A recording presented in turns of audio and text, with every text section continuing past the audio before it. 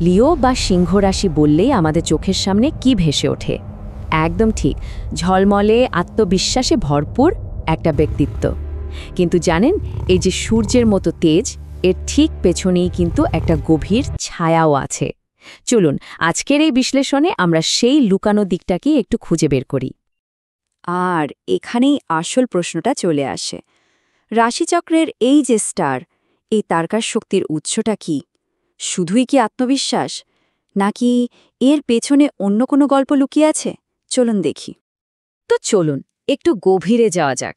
সবার আগে আমরা সেই লিওর কথাই বলি, যাকে আমরা সবাই চিনি, মানে মঞ্চের উজ্জ্বল আলোয় থাকা সেই দুর্দান্ত পারফর্মার। দেখুন কি দারুণভাবে পয়েন্টগুলো দেওয়া আছে। খুব সহজেই সবার মনোযোগ কেড়ে নেওয়া, মঞ্চ কাঁপানো পারফরমেন্স, বিশাল বড় একটা মন আর নেতৃত্ব দেওয়ার ক্ষমতা তো জন্ম থেকেই পাওয়া। সত্যি বলতে যে কোনো পার্টি বা আড্ডার যেন ক্রিয়েটিভ ডিরেক্টর এরাই, তাই না? কিন্তু এখানেই গল্পের শেষ নয়, বরং এটা তো গল্পের মাত্র অর্ধেক। আসল রহস্যের দরজাটা তো এবার খুলবে। এবারে আমরা প্রবেশ করব তাদের সেই শ্যাডো সেলফ বা ছায়া সত্তার জগতে। চলুন দেখি, এই যে এত আত্মবিশ্বাস আমরা দেখি, এর পেছনের আসল চালিকা শক্তিটা ঠিক কী? ব্যাপারটা অনেকটা একটা কয়েনের দুই পিঠের মতো। একদিকে আমরা দেখছি অনুষ্ঠানের সেই আত্মবিশ্বাসী তারকাকে, আর অন্যদিকে সেই একই মানুষটা হয়তো ভেতরে ভেতরে একজন পারফর্মার, যে নিজের সব সন্দেহ আর ভয়কে পারফরম্যান্স দিয়ে ঢাকার চেষ্টা করে যাচ্ছে। এই কথাটা কিন্তু ভীষণ সত্যি। তাদের যে সারাক্ষণ স্পটলাইটে থাকার একটা ঝোঁক, তার মূলে কিন্তু একটা গভীর ভয় কাজ করে। ভয়টা হলো, যদি এই লাইমলাইটটা একবার চলে যায়, তাহলে হয়তো তাদের গুরুত্বটাও কমে যাবে। আচ্ছা, একটা মজার জিনিস খেয়াল করেছেন? লিওদের একটা সিগনেচার স্টাইল থাকে। সেটা হতে পারে তাদের হেয়ার স্টাইল, কোনো বিশেষ গয়না বা একটা স্টেটমেন্ট পোশাক। এটা কিন্তু শুধু ফ্যাশন না, এটা আসলে তাদের বর্ম, এক ধরনের সুরক্ষা কবচ, যা তাদের লড়াই করার জন্য আত্মবিশ্বাস যোগায়। অনেকেই কিন্তু লিওদেরকে একটু বশী বা কর্তৃত্ব ফলাতে ভালোবাসে বলে মনে করে, কিন্তু এই ধারণাটা আসলে ঠিক না। তাদের যে সবকিছু একটু গুছিয়ে পরিচালনা করে করার একটা প্রবণতা, সেটা কিন্তু স্রেফ বশগিরি দেখানোর জন্য নয়। এর আসল কারণটা আরও গভীর। তারা আসলে ভেতরের খেয়স বা বিশৃঙ্খলাকে ভয় পায়। তাই চারপাশের সবকিছু যখন তাদের নিয়ন্ত্রণে থাকে, পরিকল্পনা মতো চলে, তখন তারা আসলে নিজেদের ভেতরের উদ্বেগ আর অস্থিরতাকে শান্ত রাখে।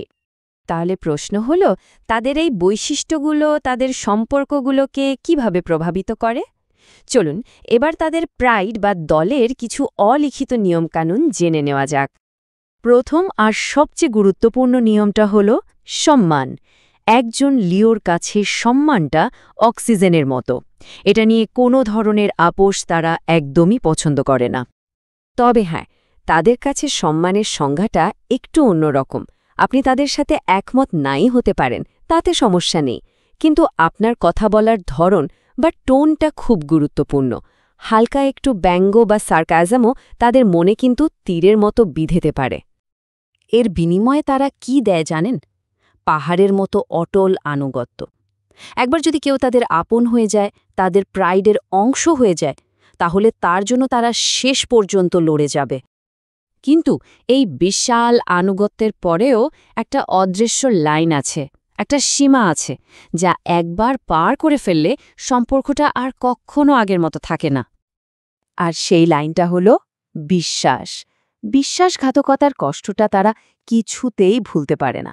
এই যন্ত্রণাটা তাদের মনে বছরের পর বছর থেকে যেতে পারে। মানে তাদের বিশ্বাস ভাঙার ফলটা কিন্তু বেশ দীর্ঘস্থায়ী।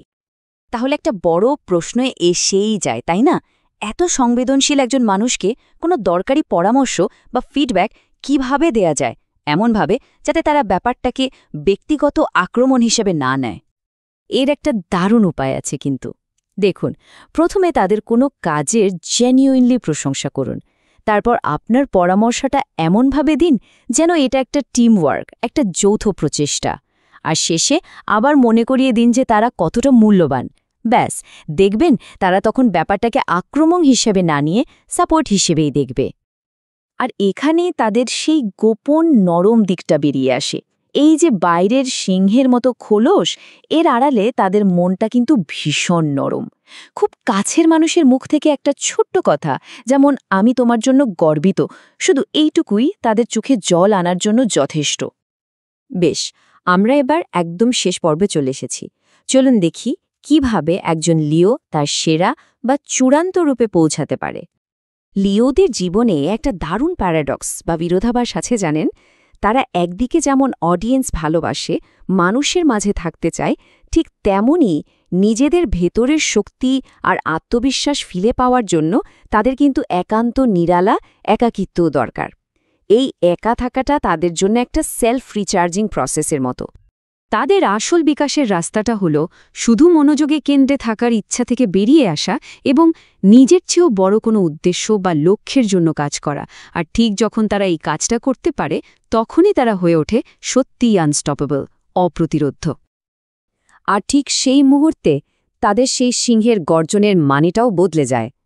তখন সেটা আর শুধু নিজের দিকে মনোযোগ টানার জন্য চিৎকার থাকে না, বরং সেটা হয়ে ওঠে অন্যদের জন্য একটা অনুপ্রেরণা, একটা কল টু অ্যাকশন বা কাজে ঝাঁপিয়ে পড়ার জোরালো আহ্বান। সুতরাং শেষ কথাটা এটাই, বিনয় বা নম্রতা লিওদের দুর্বলতা নয়, বরং এটাই তাদের আসল সুপার পাওয়ার, যা হয়তো ছদ্মবেশে থাকে। আর এটাই তাদের শ্রেষ্ঠত্ব অর্জনের মূল চাবিকাঠি।